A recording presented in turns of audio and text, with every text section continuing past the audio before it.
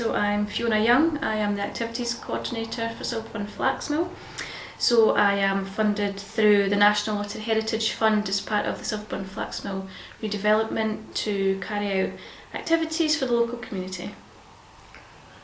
So tell me, why is Silverburn Park really important? I think there are a few elements that make Silverburn important. Firstly, the flax mill.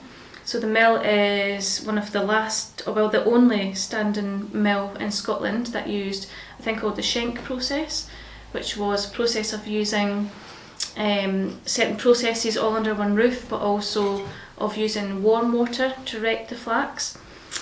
Then there is the kind of social side of things. So local people are really connected to the park. David Russell gifted the park to the community, and so there's a special part of that people are really connected with. And also in living memory, when the park was gifted to Fife Council, they opened a petting farm, and so lots of people who still come remember the petting farm, and so there's a whole generation of people who still remember and have a fondness for the place. So why is it particularly important to the community in Fife? I think David Russell created a sort of clause and when he gifted the park, that it could only be used for relaxation and quiet enjoyment. And I think that's the thing that holds it together, is that it's a place where people can come and they can relax, they can watch the birds. It's a sort of, I hate to use that phrase too many times, but mental health. It's good for your mental health. It's a place to relax and to walk, and it has that focus. Fife Employment Access Trust really are trying to maintain that focus of the park continuing that legacy. And yeah, like I say, those memories as well of coming along and seeing Bessie the horse and the ponies and the goats and all the animals that were here. Have you ever met somebody that's maybe even come here just once and told you about have you got a picture of something that somebody's told you? Quite a few, actually. So I'm forever bumping into people. So we have the Cottage Window Cafe, and quite often someone will come running through saying, Fiona, there's someone you need to speak to. And it's someone who used to live in a cottage, or someone who would be like the gardener. There was one day we were just walking through the gardens and a gentleman asked me who I was, and he said, oh, I can remember, so the gatehouse that we're sitting in just now, he said, oh, I knew the person who the gatehouse was built for because they were the chauffeur of the Russell family. So it happens a lot. I did a talk at Kirkcaldy Museum and Galleries, and there was a gentleman there from a local historical group, and he said he remembers Major David Russell, and apparently he always wore silver suits, and that's his memory of, as a child, of this man in silver suits. So yeah, happens a lot. Job role is you're that kind of bridge between everything. Absolutely. So tell us about the activities that you're generating and people are generating here, because it would be lovely to hear about them. Yeah, so the activity plan was created by a heritage consultant, and it's my job to carry those activities out. So there are about 32 in total, and they range from school workshops to public workshops. There are 4 themes, and under each theme there are a number of activities that are carried out. And so we have a flax group, so that we have a group of volunteers who are interested in flax processing and who grow flax every season, harvest it. We have a little harvest festival, and then we process it into fibre, and we hope to soon, some point, weave it into linen as well. We have a dye group, so that is a group of people who are interested in natural dyes. So we have made our own clay stove with the wonderful Becky Little. It's a cob structure, and we now use that to create heat to make our natural dyes from plants. I run school workshops, so I go out to schools and we talk about the flax mill and how it's been built. traditional building techniques. I also do how to make an arch, how to make a bridge. We have schools who come and visit here, and one of the things that's really important through the activity plan is that we actually fund the transport. So a lot of schools have said they would never have made it here had we not have paid for the transport for them to get here. So that's great, because we have lots of quotes from teachers about pupils who don't engage in the classroom but they've loved coming to Silverburn. One pupil doesn't engage in the class at all, he only goes to school 1 hour a day, and he lasted 2 hours at Silverburn, so double the time. And we also run outdoor learning, so schools do this sort of forest school outdoor learning section of the curriculum, and we can host them. We have an external facilitator who comes under the Woodswoman.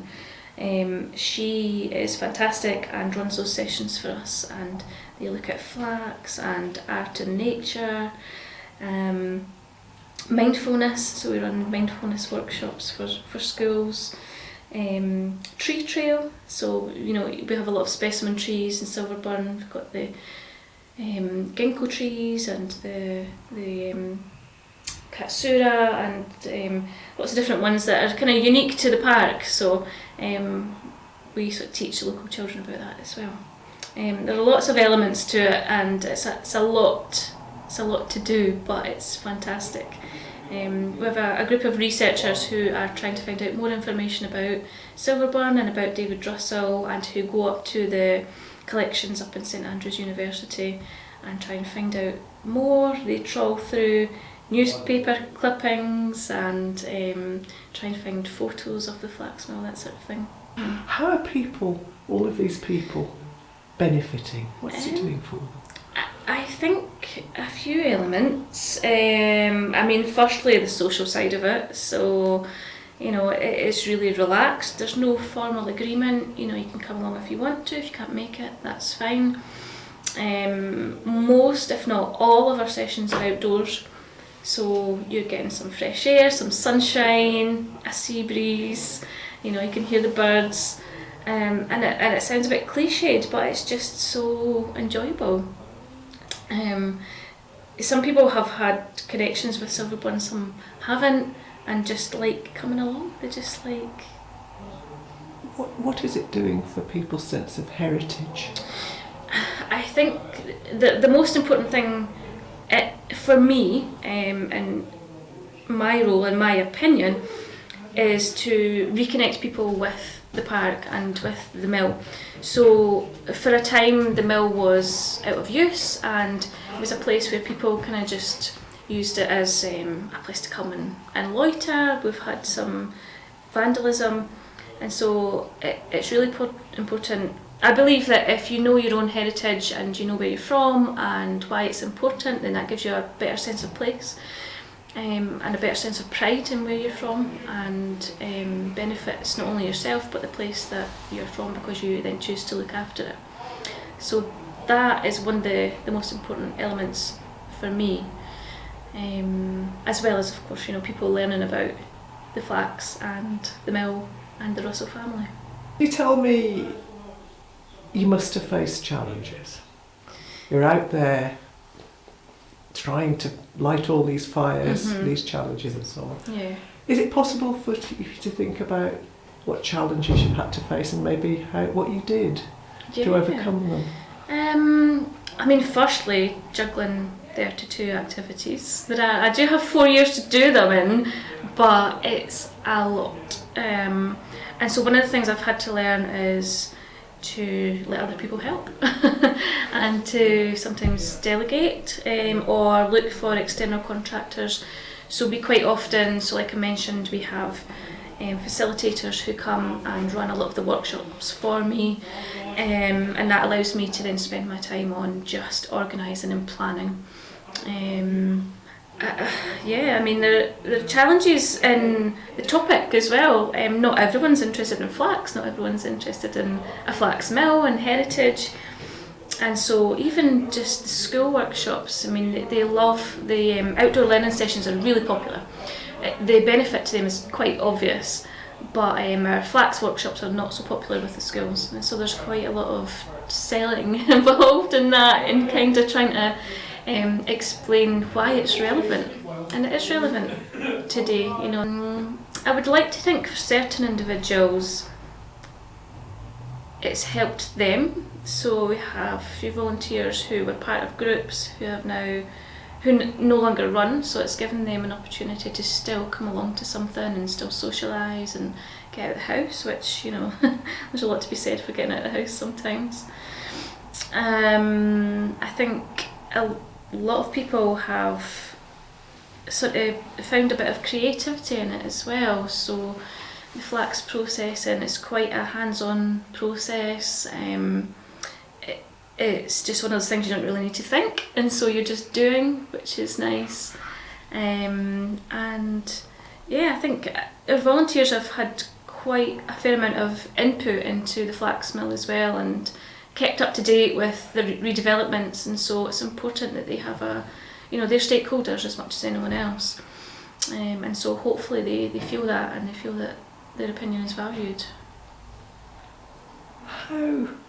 How would you see Silverburn in 5 years' time?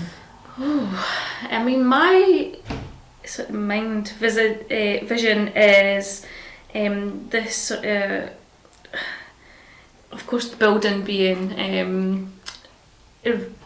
renovated, so the exterior would be back to how it should be, so all that cement gone, the lime mortar back, of people coming and going.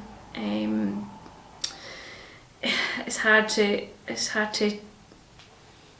explain to you the picture in my head, you know what I mean?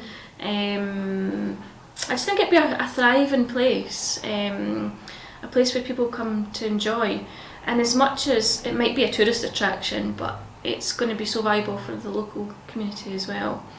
And it'll be interesting to see how that goes. Will it attract lots of people from elsewhere, or is it going to, you know, with the hotel rooms and things?